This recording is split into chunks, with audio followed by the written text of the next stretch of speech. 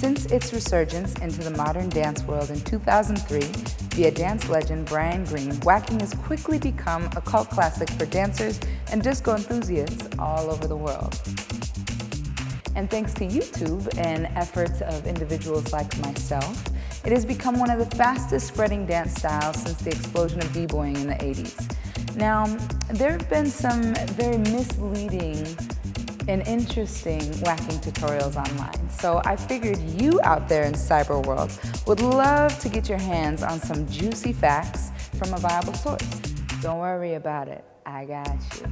My name is Kumari Suraj, waacking choreographer for So You Think You Can Dance, CEO and founder of LA's International Wack Punk Pose Festival, the Waackers, and global ambassador and go-to girl for this style. Everybody wants to know, what is waacking? Well, I am here to tell you. Waacking started in the 70s in Los Angeles in the gay club scene. Now, to understand the dance and its intention, you have to understand the social stigmas of the 70s.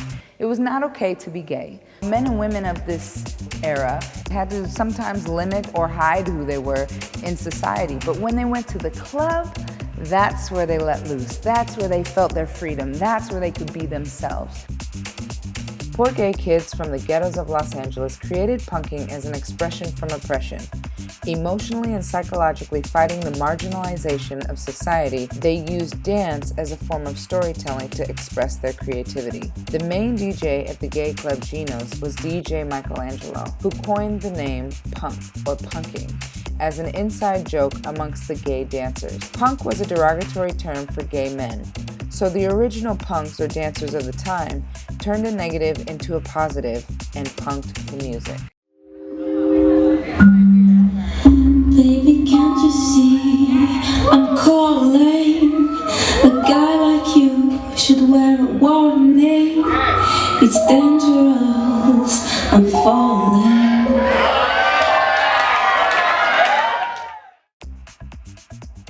Punking is the action. Waacking is the reaction.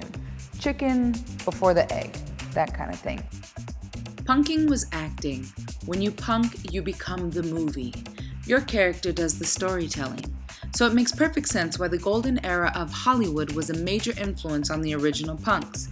Silent films, musicals, features, Monroe, Astaire, Garbo, Dietrich, Harlow, Rudolph Valentino, Norma Desmond, Charlie Chaplin, Fay Wray and King Kong, Looney Tunes cartoons, Bugs Bunny, Bruce Lee films, and even lightsabers from Star Wars.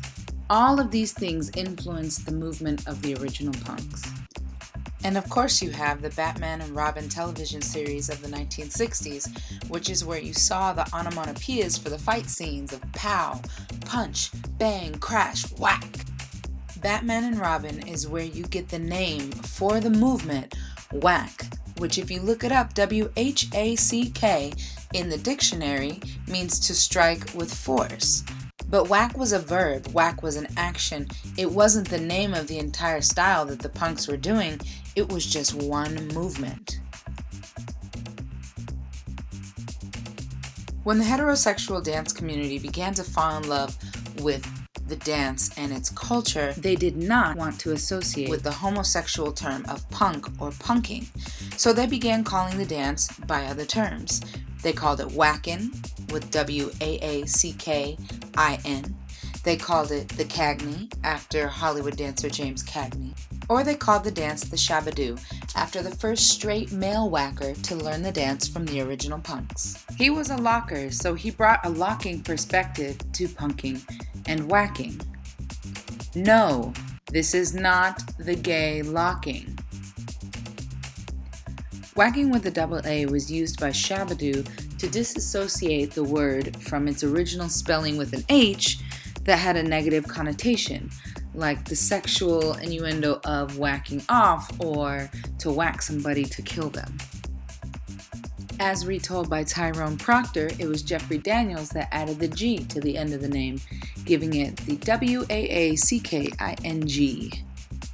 which is the spelling that is recognized by the dance community today. Original punks Arthur, Tinker, and Andrew were dancers on Soul Train, which was a nationally syndicated television show. The reason why dancers all over the country were exposed to punking and whacking. Soul Train dancer Tyrone Proctor moved to New York City and joined a group called Breed of Motion with legendary whacker Voguer Archie Burnett and legendary Voguer Willie Ninja. Members of this group had a huge impact on the whacking scene of New York City as well as Japan. The influence of Breed of Motion was the main reason why whacking and Vogue began to resemble each other. Hundreds of thousands of gay men and lesbian women today march for homosexual rights. Some 200,000 people marched in San Francisco. Across the nation, the parades were dedicated to victims of the deadly disease AIDS, acquired immune deficiency syndrome. 70% of its victims are gay men. While the theme of this parade has always been gay liberation and gay pride, the emphasis this year was an appeal for funding to help stop the spread of the AIDS disease. The AIDS epidemic of the 1980s devastated the punking community. All original punks passed away from AIDS or were murdered, leaving Victor Manuel as the only living original punk.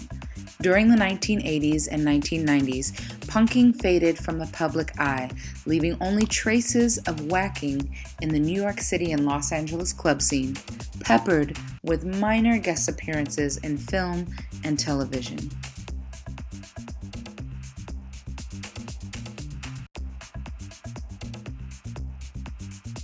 Professional dancer Brian Footwork Green recognized the lack of information in the community regarding whacking. He recognized the need for original whacking elders to start teaching in New York City. When they turned down his suggestion, Brian decided to teach whacking to provoke the elders to step up and teach again.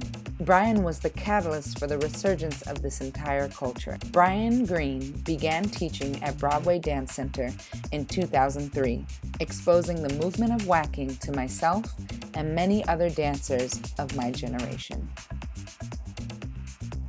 We are the generation that have turned whacking into what you see today. Also, you have to remember that whacking does not have a gender. If you're a woman and you feel masculine, go with it. If you're a man and you feel feminine, go with it. If you feel like a unicorn, even better. Doesn't matter. It's what you feel in the moment that you bring to the dance in that moment. You have to be honest with who you are and what you want to deliver and the story that you want to tell. That's also a big part of whacking. Just be free and let go. This dance is about being an individual.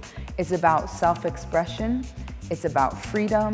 It's about release. It's about telling a story, and it's about a whole lot of drama. So, that being said, that is whacking. And tweet me your video so I can help you guys grow or give you some advice, or even send your videos out and repost them so other people can see them and you get more views. Just hit me up and let's get started.